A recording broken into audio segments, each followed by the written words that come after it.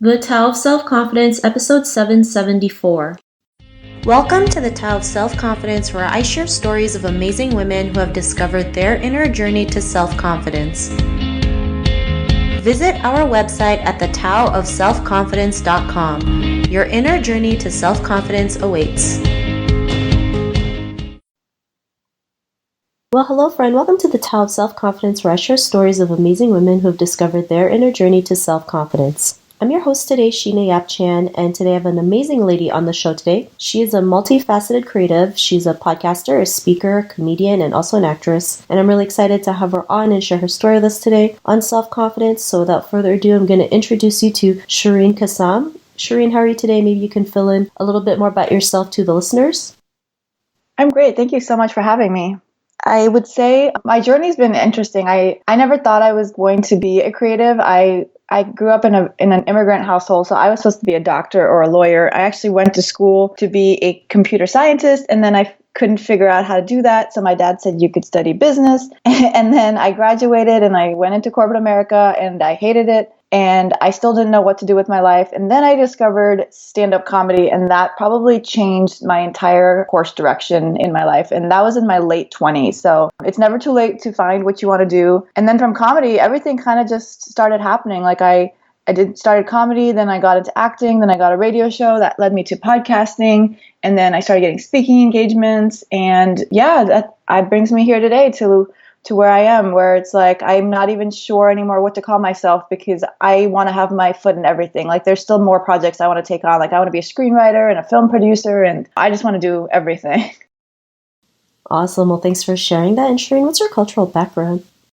That is a very interesting question. My parents are actually from Africa. My mom is from Kenya. My dad is from Tanzania. And then their ancestors are split. Some are from the Middle East. My great-grandmother was from Iran, and then my great-grandfathers were from India, and then my great-grandmother on my dad's side is actually from Africa. So just a little bit of everything. But my parents actually left Africa in 1972 when Idi Amin came in to power, and so then they immigrated to England and then to Canada. So there's definitely that culture of like, okay, we have nothing, we came from nothing, we lost everything in Africa. Like, you are going to be successful and you are going to do stuff with it that makes you a stable income so that you don't struggle like we did.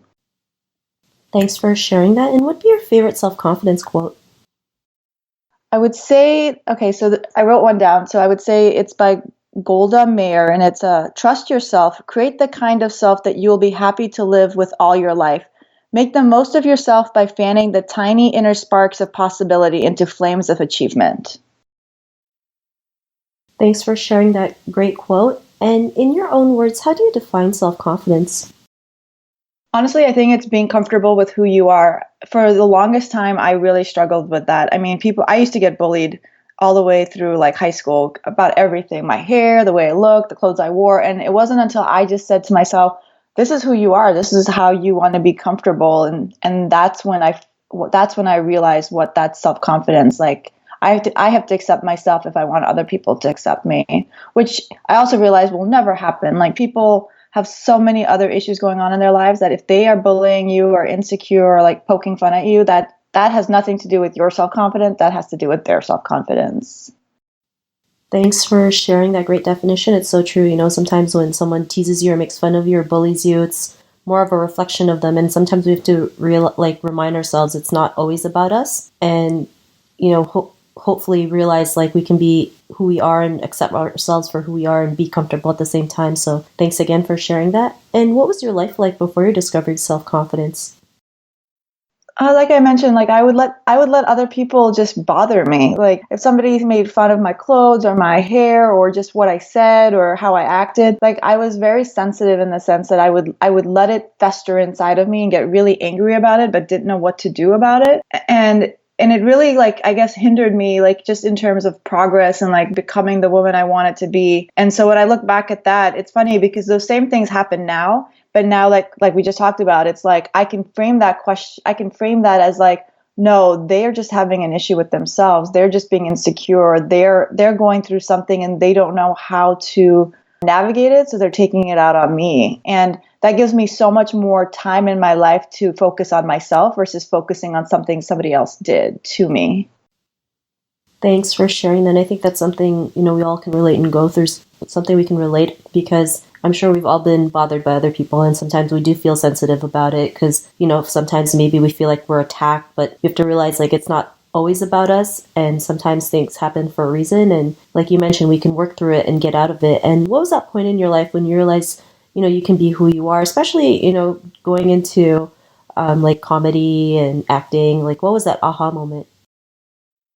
I think it was comedy a little bit. I think it was just that aspect of I can get on stage and I can say what I want and be who I am, and nobody can tell me whether or not that's the right or wrong answer, because nobody actually knows if who I am on stage is who I am as a person. Like, a lot of people, when they do comedy, they're a different person on stage than they are in real life. And so that really just helped me define who I was, because I am myself on stage. And when I was on stage, nobody said anything to me. Nobody said, I don't like the way you think or the way you dress or the way you talk.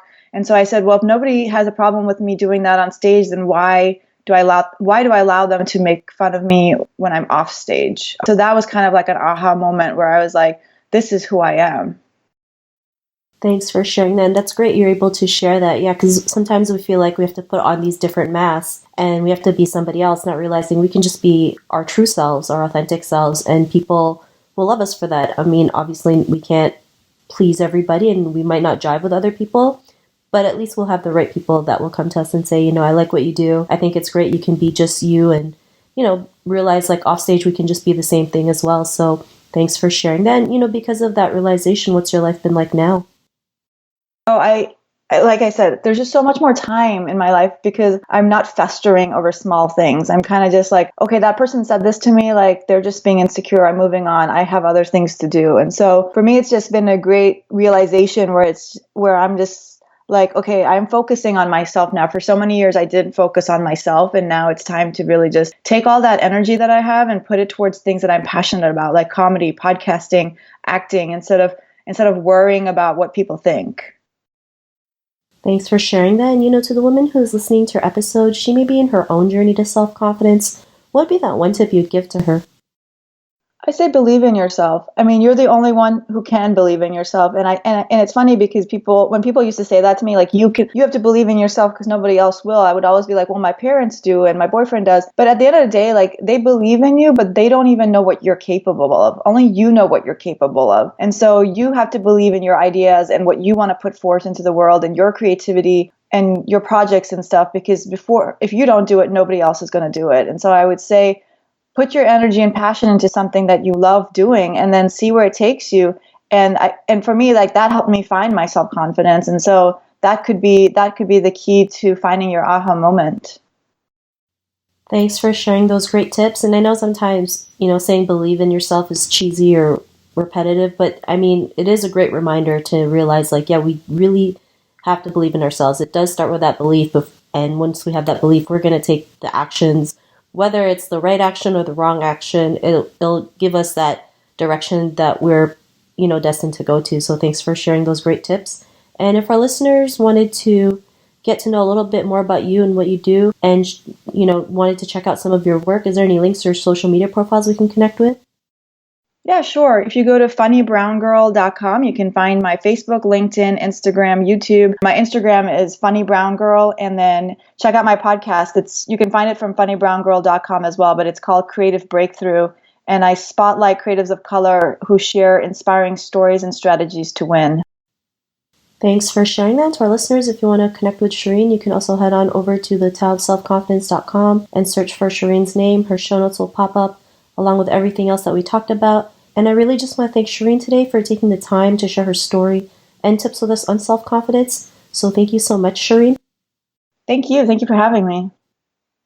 Not a problem. It was really great having you on the show. And to our listeners, be on the lookout for another new episode of another amazing woman's journey to self-confidence, and we'll talk to you soon. Bye for now.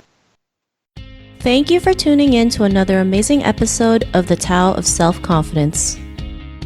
Please subscribe to the show on Apple Podcasts or Spotify to get your daily boost of confidence.